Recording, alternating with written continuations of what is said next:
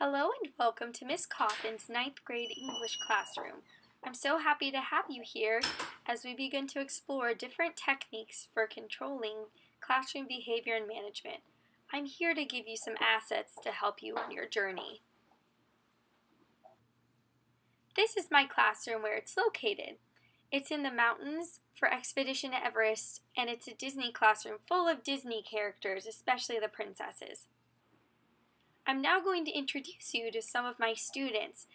See, students all seem to have different problems, and I'd like to take you through some of them so you know how to properly address them. This is Cinderella. Cinderella has a tough home life that I know of, and I think she might be being bullied in school. Cinderella always does her work dutifully, and she is almost always on task. That being said, she sometimes seems to have no one to partner up with whenever there's cooperative learning happening. So I try to assign partners to people so they never have to choose. I'm worried she might be being bullied because of her home situation. Kids can be cruel sometimes, and it's important to be aware of what's happening in your classroom. I asked Cinderella to come into my office just to chat. I was hoping to see if I could talk to her about her potential bullying situation. She was a little bit reluctant to tell me, but she did agree that she was being bullied. Bullying is unacceptable, and I have a few tricks up my sleeve to stop it.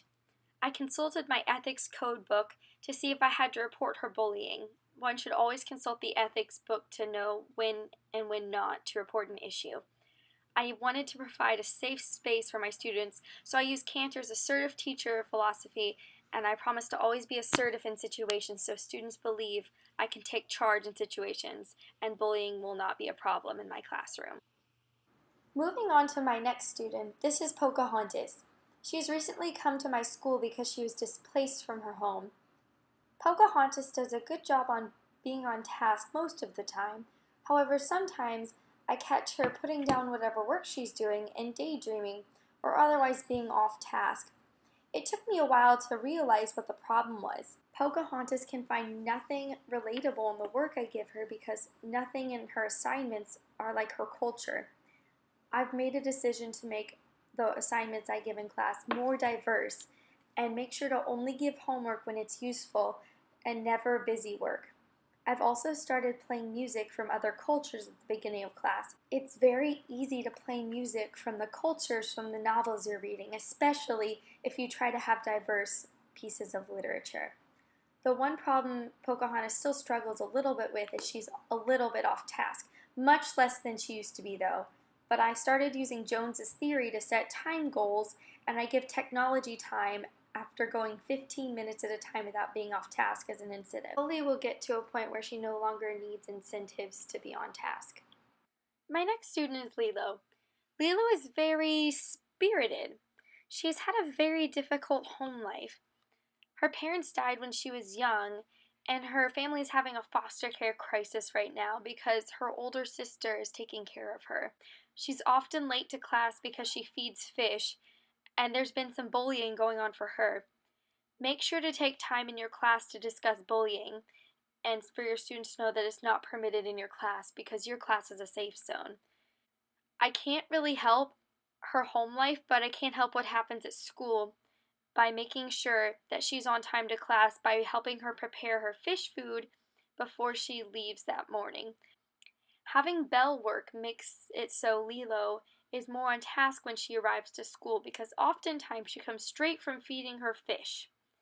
I also talked to the counselor about some strategies that might be helpful for Lilo, and I have to use a lot of differentiated instruction for her. She works very well with visual aids, and so I have to use a lot of those in class. She's also a kinesthetic learner, so I try to have lots of motion in my class. She gets off track sometimes, so we have to use momentum and smoothness from Koonin to keep Lilo's focus.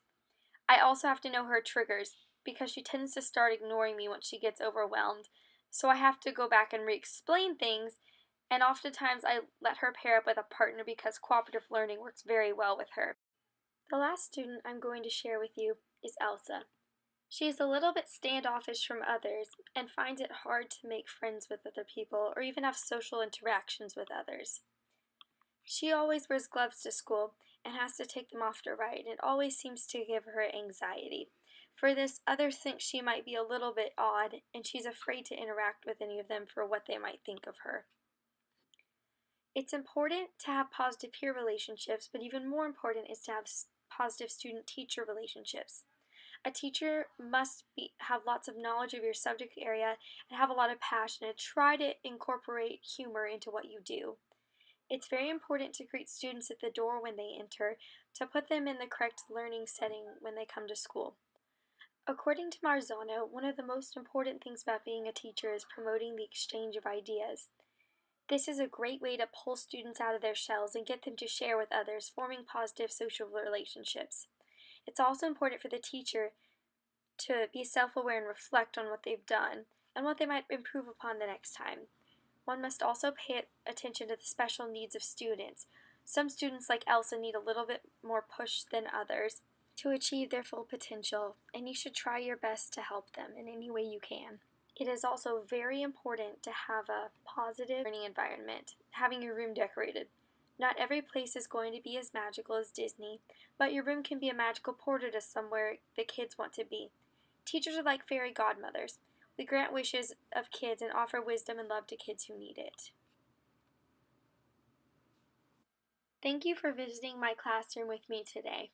It's been a joy and a pleasure to get to know all of these students, and even though some students will tax you and some will test you, you will come to love them all and learn from them all. Take the strategies I've taught you today and try to implement some of them in your own classroom. They may work better than you think.